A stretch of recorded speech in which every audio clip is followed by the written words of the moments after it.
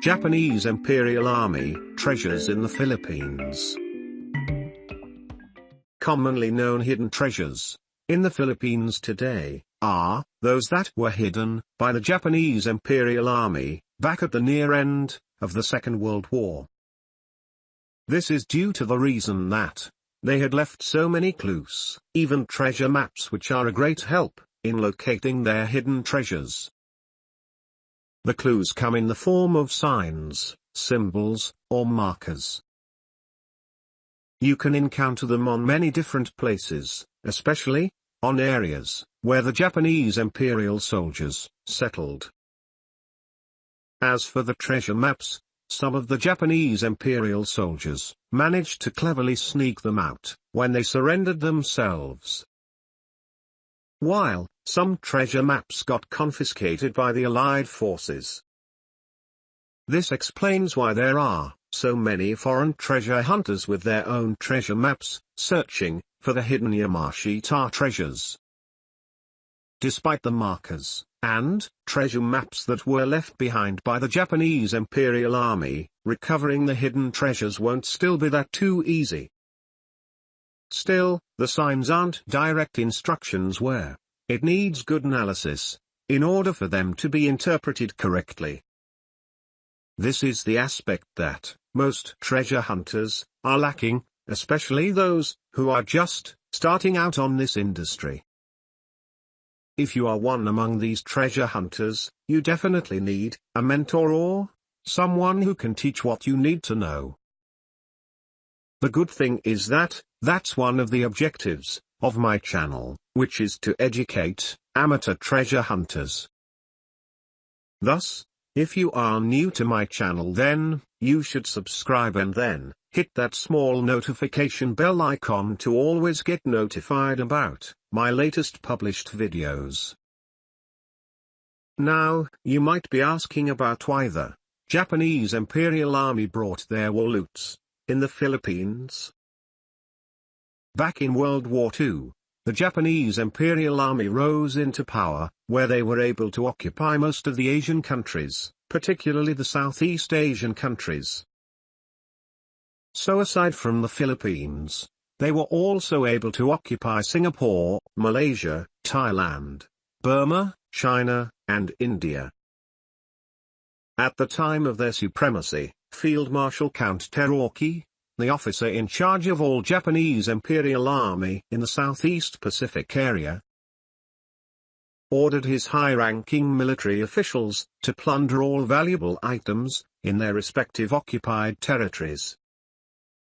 As a result, the Japanese Imperial Army looted anything that they deemed valuable.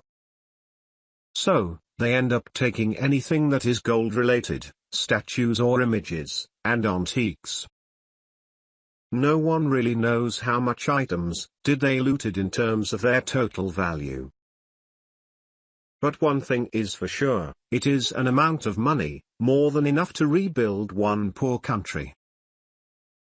Actually, the main reason why Field Marshal Count Terauchi ordered the plunder was due to financial reason. Many countries had cut their economic ties with Japan, where they end up lacking funds to continuously support their war. The Allied forces knew about the Japanese Imperial Army's plan, so in advance, they heavily guarded the navigational routes of the Japanese Imperial Army that goes back to their homeland.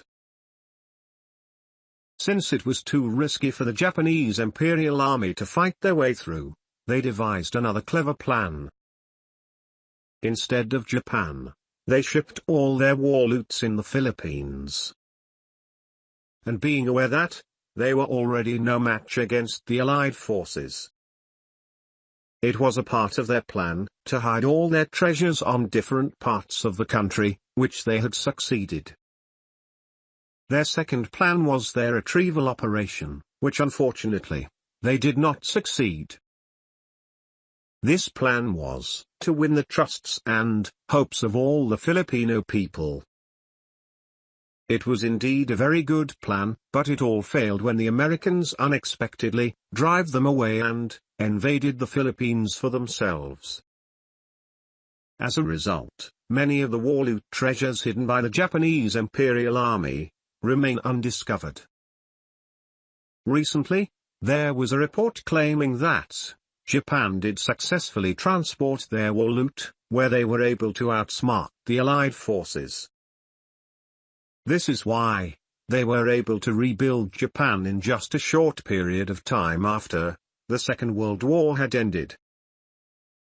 In my own opinion, this might be true because it was rumored that the Japanese Imperial Army owned several submarines at that time. Thus, they might have used their submarines as cargoes for their treasures. However, it is quite impossible if they were able to transport all of their war loots with their submarines. Although, they might have transported their war loots as they claim, but probably only a small portion of it. There is also an ongoing agenda that the Japanese Imperial Army treasures or Yamashita Treasures is just a myth. But, for a person who spends most of his time out in the field, it is a different story. As a treasure hunter, I already came across several various individuals who gained their wealth when they discovered their Yamashita treasures by accidents. Of course, there are also treasure hunters who had great and amazing success. Maybe the reason why the Yamashita treasures is being referred by most sources as a myth is to protect the environment. Treasure hunting excavations do actually contribute heavy damages to the environment, especially when they are left behind as is. Moreover, the Japanese Imperial Army treasure is probably meant for the Philippines.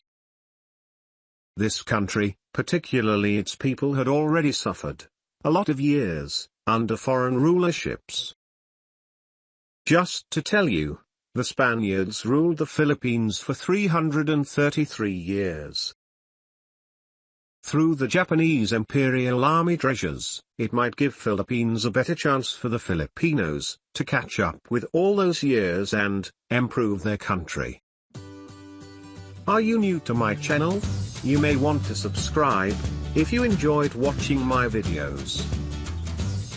If you preferred a reading material, you may want to visit my blogging website at treasurehunt.club. Thank you very much for watching and happy treasure hunting.